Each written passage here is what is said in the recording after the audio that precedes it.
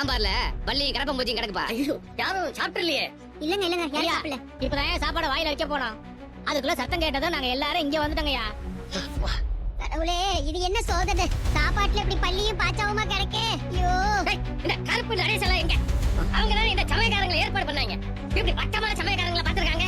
இதை கூட அவங்க சரியா பார்க்க மாட்டாங்களா? எங்க இந்த கருப்பு நடேசெல்லாம்? அப்பா அவங்க 2 பேரும் இலக்கை எடுத்து வரதுக்காக போயிருக்காங்கம்மா. ஐயா என்னங்க யாரு ஊருக்கே விருந்து போறீங்கன்னு வந்தா இங்க சாம்பார்ல பள்ளியும் கரப்பம் பூச்சி விழுந்து கிடக்கு. இதை எப்படியா சாப்பிடுறது? இந்த சாப்பாட்டை உங்க குடும்பத்துல இருக்கிறவங்க யாராவது சாப்பிடுவாங்களையா? அதானே ஏழைகளுக்கு விருந்து வைக்கலாம்னா எப்படி வேணாலும் சமைக்கலாம் இருக்கானே. நீங்க இந்த மாதிரி பண்றதுக்கு எதுவும் பண்ணாமலே இருந்திருக்கலாம். இங்க பாருங்க, தேவையில்லாம யாரும் எதுவும் பேசாதீங்க. யார் தம்பி தேவையில்லாம பேசுறது? அதான் எல்லாத்தையும் கண் கூட என்ன இது? என் மக கல்யாண நாளுக்காக பண்ற நல்ல காரியத்துல இப்படி எல்லாம் நடக்குதே.